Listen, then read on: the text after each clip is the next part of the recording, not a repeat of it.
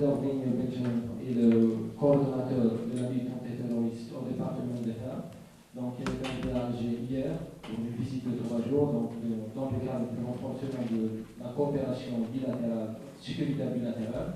Donc ambassadeur Benjamin, donc s'est entretenu aujourd'hui avec le conseiller du président de la République, M. Kamel Rezzag Bara, et le secrétaire général du ministère des Affaires étrangères, M. Boudjemaa Delmi. Demain, il s'entreviendra avec le directeur général par intérim du CAERT, avec le ministre délégué auprès du ministre de la Défense, M. Ahmed Guenaizia, et avec le commandant de la gendarmerie nationale, le général-major Ahmed Bousteila. Merci.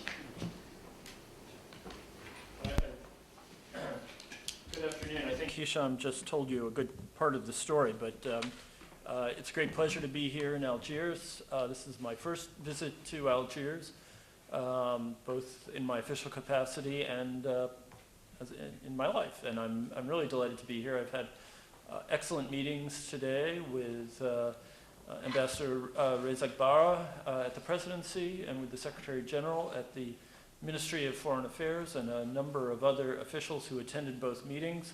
Our discussions I would characterize as being really superb and another step in the development of a very, very strong partnership between the United States and Algeria in the realm of counterterrorism. And I would note that that cooperation has really been at the heart of great improvements in the bilateral relationship between our countries. We see eye to eye on a wide array of different terrorism-related issues.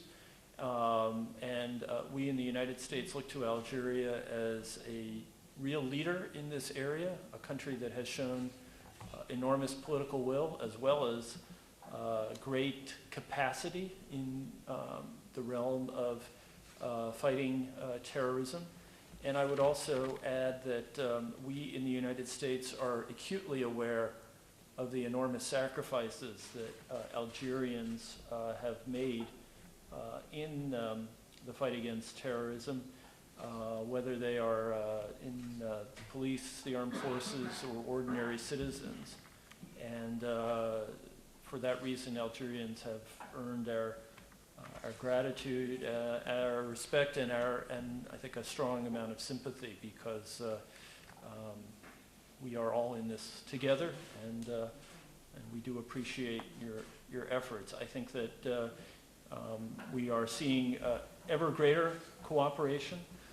We have a strong appreciation of what Algerians can teach us about the terrorist phenomenon, especially in the Maghreb and the Sahel. And we look forward to providing whatever support we can as we build this partnership. So with that, let me turn it over to you for questions, and I'll do the best I can to answer. Mr. Kamel Rezzag from correspondent of France 24. A twofold question. The first one says that yesterday Al-Qaeda in the Maghreb announced that they assassinated the French hostage. So what is your reaction to this statement? The second bit of the question is what is your statement or reaction regarding the joint army attack that was launched both by the French and Mauritanian armies on the Malian territory based on information that was given by the United States? What is your reaction on that? Well, first of all, let me address the issue of the killing of the French hostage. This is yet another barbaric act by terrorists who, and it is a reminder of exactly why we are working together, because the terrorist and criminal activity that is going on in the Sahel and elsewhere in this region is wholly intolerable and presents a real threat to regional security. And this is yet another case of this particular group carrying out an atrocity. As for the other issue, I think rather than comment on it, I'm going to leave it to the Mauritanians to describe how this operation occurred. They are the only ones I know of who are saying that they participated. It was on their, or it was launched from their territory. So why don't we leave it at that? Mr. Zin Shafawi from Al Watan Daily newspaper is saying, we know that like many countries in the region and like the international community and France and the United States are concerned about the recent developments in the Sahel. Is the United States engaged in any form whatsoever in operations in the region? I'll let the French discuss their own activities. The United States is engaged in the region insofar as it is providing support and assistance to a number of different countries that have sought it and that are eager to increase their ability to defend against security threats within their borders.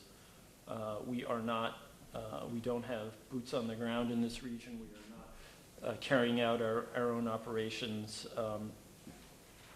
either in accordance with the wishes of other governments or in violation of anyone's sovereignty. So I hope that covers the issue amply. We are here to create partnerships and to help the countries in the region build their own regional capacity. And I want to emphasize again that our view in Washington is that this is first and foremost a challenge, a problem for those who live here, who are best equipped to deal with it in the sense that they know the region, they understand the dynamics, they understand the culture, they understand the people. And where we can provide various kinds of assistance, we are eager to do so. But we very much believe that the leaders in this effort are the people who live here. The gentleman is from the Soir Daily newspaper, and the question is about ransom payment, saying that further to the assassination of the French citizen who was taken hostage by Al-Qaeda, there were voices that were raised in Europe regarding the ransom payment to terrorists taken hostages. What do you think about this issue? Actually, this is an issue on which the United States and the government in Algeria see perfectly eye to eye. We oppose making any concessions to hostage takers or to terrorists. We feel it is counterproductive and ultimately feeds the terrorism phenomenon.